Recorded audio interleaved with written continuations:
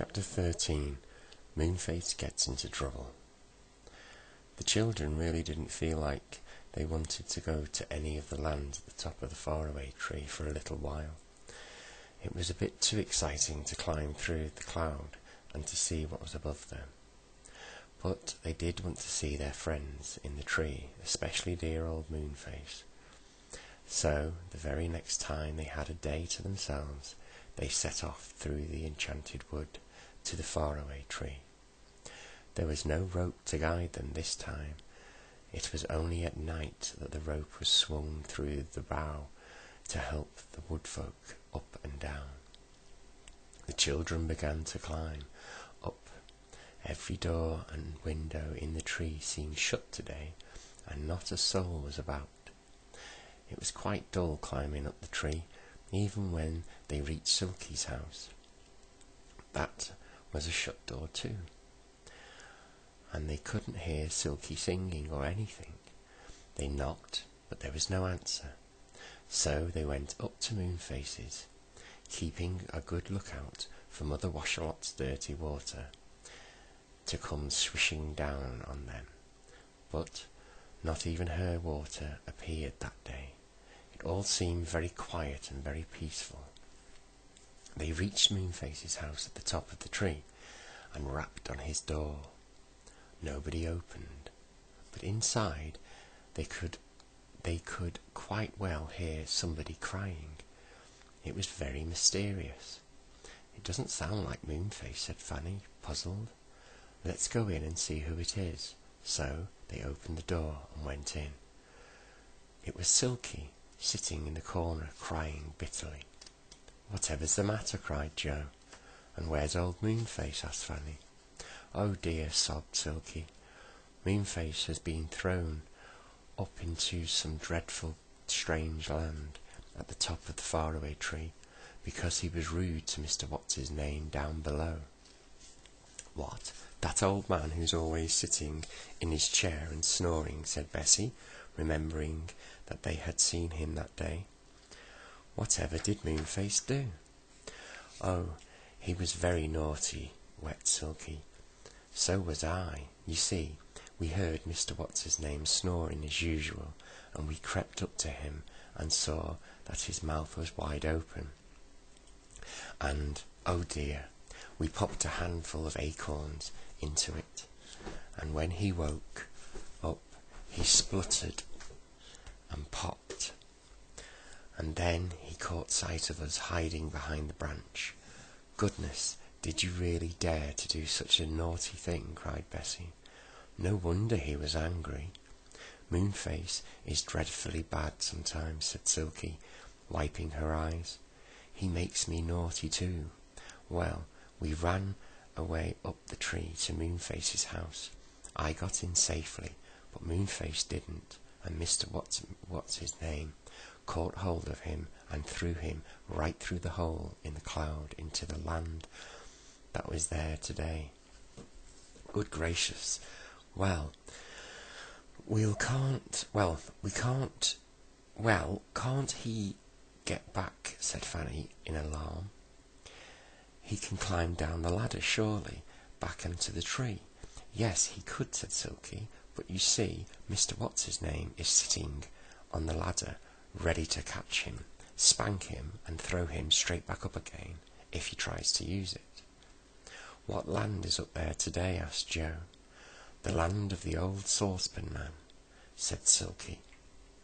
"He lives there in his cottage, with his pots and pans. He's quite harmless, but you see Mr. What's-his-name will sit on the ladder till the land swings around, and another one comes. Then Moonface won't be able to get back, and he may be lost forever." "Oh dear," said Joe in dismay, and the girls stared at Silky in despair, for they were very fond of old Moonface now. "Isn't there anything we can do?" asked Joe at last.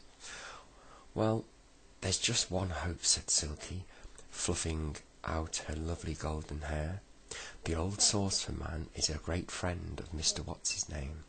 If he knew his land was at the top of the faraway tree today, he might come along and have a cup of tea with Mr. What's-his-name, and then Moonface can slip down the ladder back here." "Oh," said the children, and they looked at one another. They could quite well see that this meant one or all of them going up the ladder again and getting into another strange land. "I'll go," said Bessie. "After all, Moonface helped us last time. We must help him now." "We'll all three go," said Joe. So they set off up to the topmost branch and the little ladder. There they found Mr. What's-his-name sitting reading his newspaper and smoking an enormous pipe that sent clouds of smoke of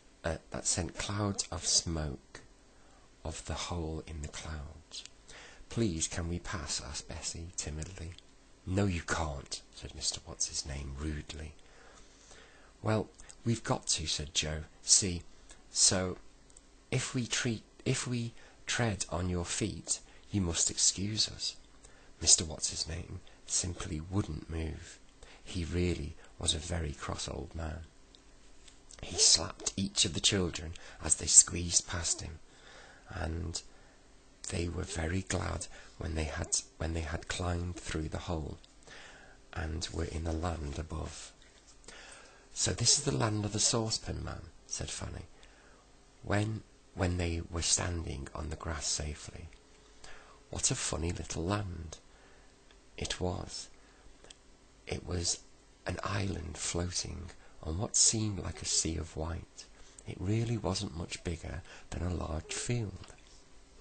Bessie went to the edge and looked over. "Gracious," he said in alarm.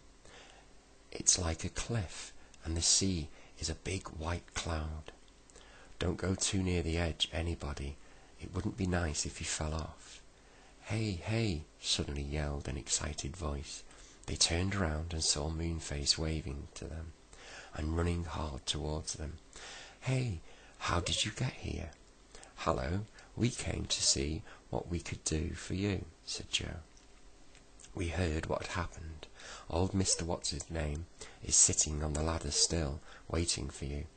But Silky says this is the land of the Saucepan Man, who is great friends with Mr. What's-his-name. So we've come to see if he will ask him to go for a cup of tea with him as an old friend. Then you can slip down safely and go home." "Oh, good," said Moonface joyfully. "I didn't know what land this was, and goodness me, I was quite afraid of falling off it. It's so small. Where do you suppose the old Saucepan Man lives?" "I can't imagine," said Joe, looking around. All he could see was a very large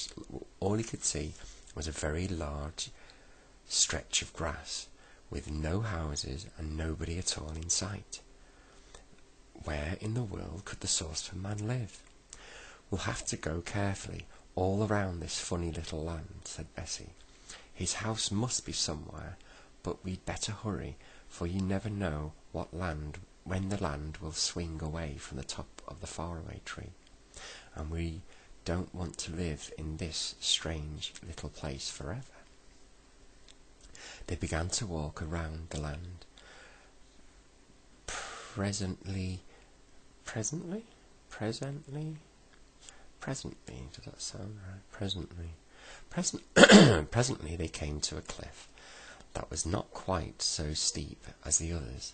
They peered over it. Joe pointed to something stuck in the cliff. "Whatever are those?" he said. "They look like sorts of steps down the cliffside," said Bessie.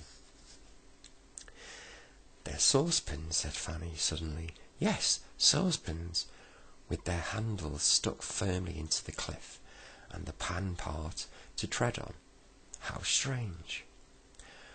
"Well, this must be the way down to the Saucepan Man's house," said Joe, excited. "Come on, be careful, girls, or you may fall and roll right over the edge of the land."